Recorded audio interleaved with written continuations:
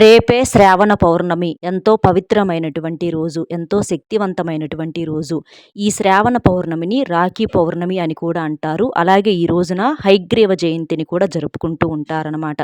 మనకు శ్రావణ మాసంలో ఈ పౌర్ణమి అనేది వస్తుంది కాబట్టి, ఈ శ్రావణ పౌర్ణమి అనేది చాలా శక్తివంతమైనది. ఈ రోజున చేసేటటువంటి పూజలకు కానివ్వండి, పరిహారాలకు కానివ్వండి, ఎంతో ప్రాధాన్యత అనేది ఉంటుందన్నమాట.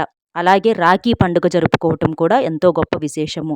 కాబట్టి ఇంట్లో ఆడవారు ఇంత పవిత్రమైనటువంటి రోజున పొరపాటునైనా సరే, అంటే తెలిసి కానీ తెలియక కానీ ఇంట్లో ఈ కూర వండినా అలాగే తిన్నా కూడా 7 జన్మల దరిద్రం అనేది పట్టి పీడిస్తుంది.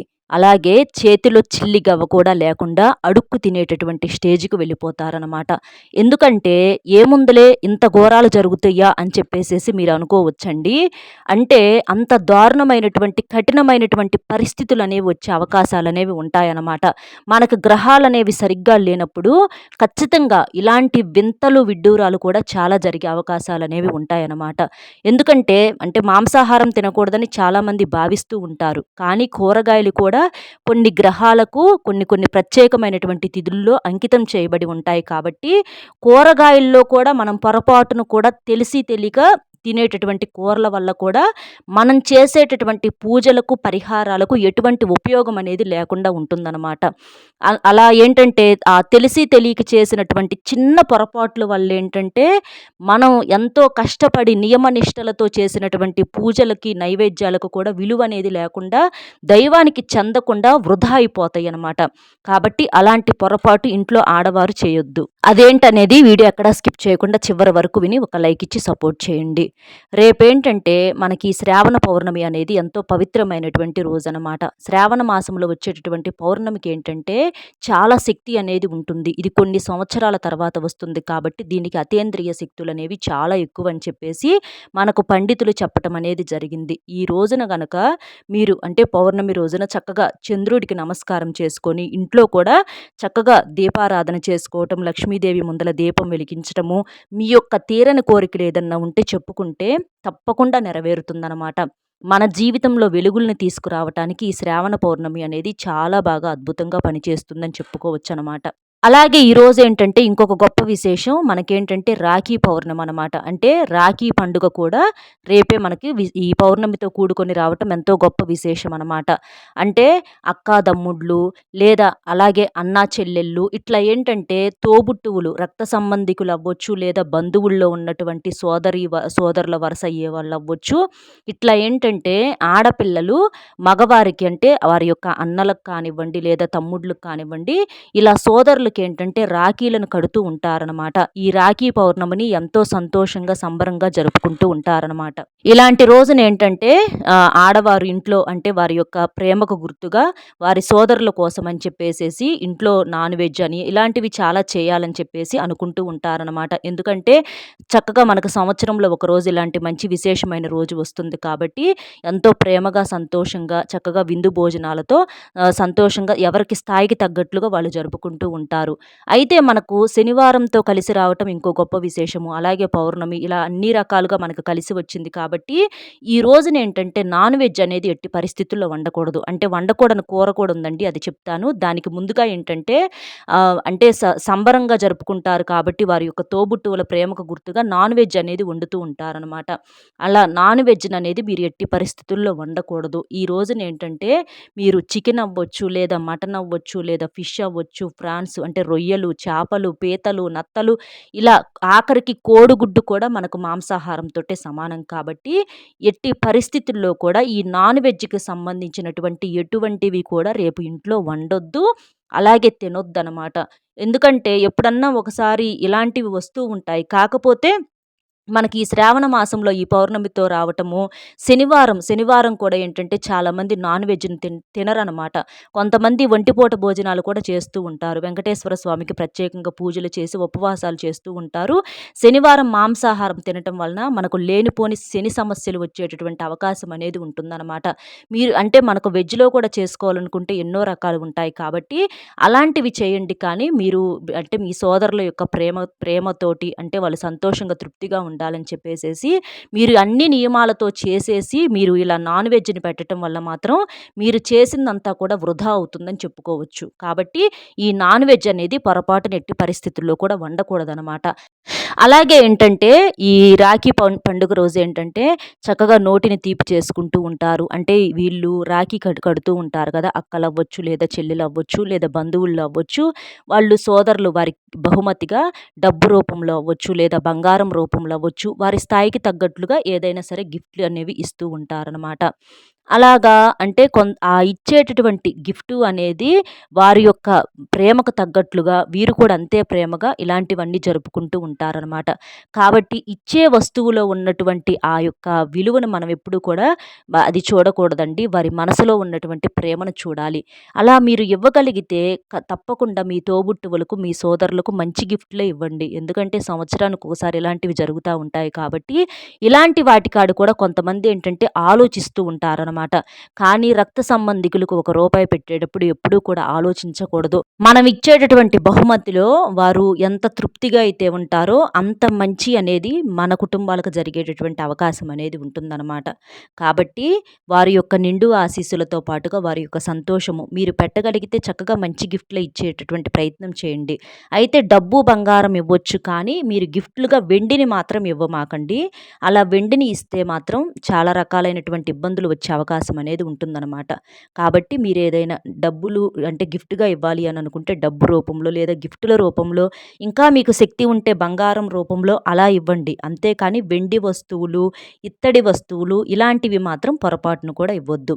ఇలా చేయండి. అలాగే చక్కగా రేపు ఉదయాన్నే లేచి ఇంటిని, వాకిలిని శుభ్రం చేసుకోవటము. పౌర్ణమి అంటే లక్ష్మీదేవికి ఎంతో ప్రీతికరమైనటువంటి రోజు కాబట్టి చక్కగా లక్ష్మీదేవికి కూడా ఇంట్లో దీపారాధన చేసుకోండి. దీపం వెలిగించుకోండి. సింపుల్‌గా దీపం వెలిగించుకొని మీ యొక్క కోరికని చెప్పుకోండి. అలాగే సాయంత్రం చంద్రుడు వచ్చినటువంటి సమయంలో చంద్రుడి ముందల నుంచొని మీ యొక్క కోరికని చెప్పుకోవటం వలన మీకు ఎలాంటి తీరని కోరికైనా సరే తప్పకుండా నెరవేరుతుందనమాట. ఇలా శ్రావణ మాసం అంటేనే మనకెంతో శక్తివంతమైనటువంటి మాసం, పవిత్రమైనటువంటి మాసం. శుభకార్యాలకు పెట్టింది పేరు. వివాహాలకవ్వచ్చు, లేదా శుభకార్యాలకవ్వచ్చు, గృహ నిర్మాణాలకవ్వచ్చు, ఇట్లా మనకు ఏదైతే శుభకార్యాలు ఉంటాయో అలాంటి వాటన్నింటికి కూడా ఈ శ్రావణ మాసం పెట్టింది పేరనమాట. ఈ శ్రావణ మాసంలో చేసేటటువంటి పూజలకి, ఇందులో వచ్చేటటువంటి పండగలకు కానివ్వండి, అన్నింటికి కూడా పవర్ అనేది చాలా అధికంగా ఉంటుందనమాట. కాబట్టి ఈ శ్రావణ మాసాన్ని చాలా శక్తివంతమైనటువంటి మాసంగా మనం చెప్పుకోవచ్చు. అయితే ఇప్పుడు తినకూడని కూర విషయానికొచ్చేటప్పటికి అంటే నాన్ వెజ్ తినకూడదని చెప్పుకున్నాం కదా! నాన్ వెజ్‌తో పాటుగా కూరగాయల్లో తినకూడని కూరగాయ రేపు ఏంటంటే దొండకాయలనేవి ఎట్టి పరిస్థితుల్లో కూడా రేపు మీరు వండొద్దు, తినొద్దు. అంటే మీ సోదరులకు కూడా తినిపించొద్దనమాట. దొండకాయ గనక రేపు మీరు ఈ రాఖీ పౌర్ణమి రోజున, శ్రావణ పౌర్ణమి రోజున వండినట్లయితే అది పచ్చడి రూపంలో అవ్వచ్చు, కూరల రూపంలో అవ్వచ్చు, ఫ్రైల రూపంలో అవ్వచ్చు. ఈ దొండకాయలు గనక మీరు వండినా, తిన్నా దరిద్రం అనేది పట్టి పీడిస్తుందనమాట.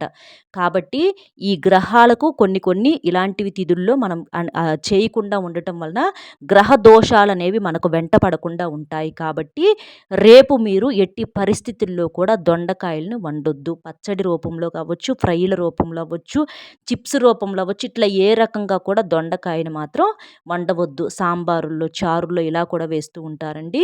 అలా కూడా రేపు దొండకాయ ఒక్కదాన్ని పక్కన పెట్టేసేటటువంటి ప్రయత్నం చేయండి. ఇలాగా వీటితో పాటు కంటే మనకు దొండకాయ, అలాగే ఈ నాన్ వెజ్ అనమాట. నాన్ వెజ్, కోడిగుడ్డు కూడా ఈ 3 పొరపాటును కూడా వండొద్దు, తినొద్దు. అలా చేయటం వల్ల పొరపాటున ఏంటంటే తెలిసి తెలియక వండినా, తిన్నా కూడా చాలా ఇబ్బందులు పడేటటువంటి అవకాశాలైతే వస్తాయన్నమాట. ఏముందులే అని చెప్పేసేసి అనుకుంటే దానికి ఎవ్వరమైనా చేయగలిగేది ఏమీ లేదండి. అది అంటే ఏదైనా సరే ఎఫెక్ట్ అనేది ఒక్కసారే ఎవ్వరికీ తెలీదు. అది నిదానంగా ఆ ఇబ్బందులనేవి మనకు ధన రూపంలో, ఇలాంటి వాటి రూపంలో వస్తూ ఉంటాయన్నమాట. కాబట్టి రేపేంటంటే దొండకాయలు, కోడిగుడ్డు, నాన్ వెజ్‌కి సంబంధించిన అన్ని వస్తువులు అంటే చికెను, మటను, ఫిష్షు, చేపలు, రొయ్యలు, పీతలు, నత్తలు ఇలాంటివి ఏవి కూడా వండొద్దు, తినొద్దు. కోడిగుడ్డుని చాలామంది శాకాహారంగా భావిస్తారు. కానీ కోడిగుడ్డు కూడా మాంసాహారమే. కాబట్టి కోడిగుడ్డును కూడా తినకూడదు. తినకూడని కూరగాయ ఏంటంటే దొండకాయలనమాట. దొండకాయలు గనక రేపు వండితే ధన సమస్యలు వస్తాయి. దరిద్రం అనేది పట్టి పీడిస్తుందనమాట. కాబట్టి మీరు ఈ ఒక్క కూరను కాకుండా ఇక మిగిలినవి ఏవైనా సరే మీరు కూరగాయలు చక్కగా వండుకోవచ్చు. చక్కగా మీ సోదరులకు ప్రేమగా వండుకొని అందరూ కూడా విందు భోజనాలనేవి చేయొచ్చనమాట. ఇలా చేయటం వలన మీరు చేసేటటువంటి అంటే మీరు పండగ వాతావరణం రేపు ఉంటుంది కాబట్టి సంతోషం అనేది మీరెప్పుడూ కూడా శాశ్వతంగా ఉండటానికి, ఇలాంటి రాఖీ పౌర్ణములు ఎన్నో జరుపుకోవటానికి, మీరు ఎప్పుడూ కూడా అష్టైశ్వర్యాలతో, ఆరోగ్యాలతో తులతూగటానికి మనకు దైవ కటాక్షం అనేది ఎంతో అవసరమండి. దైవం యొక్క అనుగ్రహం అనేది గనక మనకు లేకపోతే మాత్రం జీవితంలో ఊహించని నిందలు, ఊహించని సమస్యలు వచ్చి పడతాయండి. అసలంటే దేవుడు కొట్టేటటువంటి దెబ్బలకేంటంటే దిమ్మ తిరిగిపోయిద్దనమాట. కాబట్టి ఎవ్వరితోనైనా పెట్టుకోవచ్చు కానీ భగవంతుడితో పెట్టుకోవద్దు. భగవంతుడు లేడు అని అనుకునే వాళ్ళకి అది అప్పుడు బాగానే ఉంటుంది. ఏదైనా సరే మనకి మనుషులు అంటే స్పీడ్‌గా చేస్తాం కానీ ఏదైనా భగవంతుడి కార్యాలు ఎలా ఉంటాయంటే చాలా నిదానంగా ఉంటాయన్నమాట.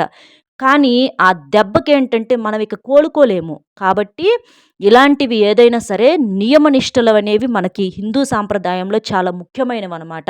మనము ఎంతో నియమ నిష్టలతో మనం చేసినప్పుడు మనం ఏ పని చేసినా చిన్న పనికైనా సరే ఎంతో ఫలితం అనేది ఉంటుందనమాట. మీరు రకరకాలుగా శక్తికి మించి చేయాల్సిన పని లేదు. ఒక చిన్న దీపం వెలిగించుకోండి చాలింట్లో. కానీ మీరు నియమ నిష్టలతో చేసినప్పుడు ఆ దీపానికి కోటి రెట్ల వెలుతురు ఫలితం అనేది మీకు అందుతుందనమాట. అంత పుణ్యం అనేది మీకు దక్కుతుంది. కాబట్టి చక్కగా ఇలా చేయండి. అలాగే చంద్రుడి ముందల కూడా రేపు చక్కగా నుంచొని దీపాన్ని చూపించి దండం పెట్టుకొని చక్కగా చంద్రుడి ముందల అంటే కాసిని పాలు కూడా తీసుకొని కాస్త పాలల్లో ఒక చిన్న బెల్లం ముక్క వేసేసి ఆ పౌర్ణమి కాంతులు తాకేలాగా ఆ పాలను అక్కడ పెట్టేసేసి మీ యొక్క కోరికను చెప్పుకొని ఆ పాలను తాగితే అంటే పిల్లలవ్వచ్చు, పెద్దలవ్వచ్చు అనారోగ్య సమస్యలు తొలగిపోతాయి. అలాగే మీకు మంచి ఆరోగ్యము ఉంటుంది. మీ యొక్క ముఖ్యంగా కోరికలు కూడా తీరతాయన్నమాట. అలాగా ఇలాంటి నియమాలు పాటించండి. అలాగే రేపు నలుపు రంగు బట్టలు ఎట్టి పరిస్థితుల్లో ధరించకూడదు. నలుపు, బ్లూ, నీలిరంగు ఇలాంటివి ధరించకూడదు. ఇలాంటివి ధరిస్తే చాలా ఇబ్బందులు వచ్చేటటువంటి అవకాశం అనేది ఉంటుందన్నమాట. కాబట్టి రేపు మీరు క్రీమ్ కలరు, తెలుపు, ఎరుపు, ఆకుపచ్చ, పసుపు ఇలాంటివి ఇక మీరు ఏవైనా సరే మీ ఇష్టాన్ని బట్టి బట్టలు కట్టుకోవచ్చు. అలా చేయటం వల్ల మీకు చాలా మంచి జరిగే అవకాశం అనేది ఉంటుంది. అలాగే స్నానం చేసేటటువంటి నీటిలో కూడా చిటికెడంత పసుపు కానీ, కాస్తంత రాళ్ళ ఉప్పును కానీ వేసుకొని స్నానం చేయటం వలన మీకున్నటువంటి అనారోగ్య సమస్యలు, దోషాలు ఉన్నా కూడా అవన్నీ కూడా తుడిచిపెట్టుకుపోయి ఆ నీటి రూపంలో కడిగి పెట్టుకుపోయే అవకాశం అనేది ఉంటుందన్నమాట. అలాగే ఇంటిని, వాకిలిని కూడా తప్పకుండా శుభ్రం చేసుకోవాలి. ఇంట్లో తప్పకుండా దీపారాధన చేసుకోవాలి. చక్కగా ఇలాంటివి చేయటం వలన మీకున్నటువంటి అప్పుల సమస్యలు, ఆర్థిక సమస్యలు, ఏదన్నా బంగారం కొనుగోలు చేయాలనుకున్నా కూడా చేయలేకపోవటం ఇలాంటివి జరుగుతూ ఉంటాయి. శ్రావణ మాసంలో బంగారం కొనుక్కోవటం వలన ఆ లక్ష్మీదేవి కూడా మీ ఇంటి లోపలికి కోట్ల రూపాయలతో అడుగు పెడుతుందన్నమాట. ఎందుకంటే శ్రావణ మాసం అంత పవిత్రమైన మాసం కాబట్టి.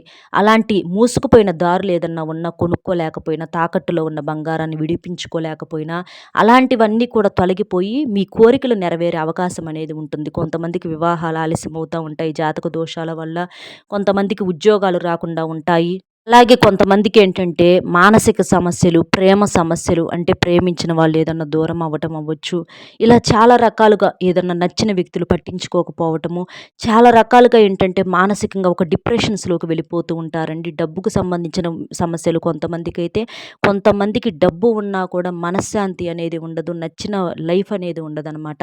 అలాంటి దోషాలు ఏదన్నా ఉన్నా తొలగిపోవటానికి ఈ శ్రావణ పౌర్ణమి చాలా శక్తివంతంగా ఉపయోగపడుతుంది కాబట్టి చక్కగా ఇలా చేసేసేయండి. చక్కగా ఈ రాఖీ పౌర్ణమిని కూడా మీ సోదరీమణులు సంతోషంగా జరుపుకోండి.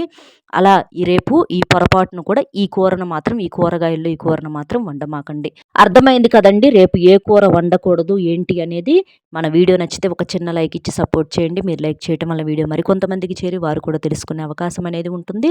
అలాగే మీకు తెలిసినటువంటి మిత్రులకు కూడా షేర్ చేస్తే వారికి కూడా హెల్ప్ అవుతుందన్నమాట. మొట్టమొదటిసారిగా మన ఛానల్ ఎవరైనా చూస్తుంటే సబ్స్క్రైబ్ చేసుకుని పక్కనే ఉన్నటువంటి ఆల్ అనే బెల్ని క్లిక్ చేస్తే నేను పెట్టే ప్రతి వీడియో కూడా ముందుగా మీకు నోటిఫికేషన్ రూపంలో చేరుతుంది. అలాగే అందరికీ శ్రావణ పౌర్ణమి శుభాకాంక్షలతో పాటుగా రాఖీ పౌర్ణమి శుభాకాంక్షలు కూడా అందరికీ తెలియజేస్తూ అందరూ సంతోషంగా ఉండాలని చెప్పి మనస్ఫూర్తిగా కోరుకుంటున్నామండి. సర్వే జనా సుఖినో భవంతు. నమస్కారం.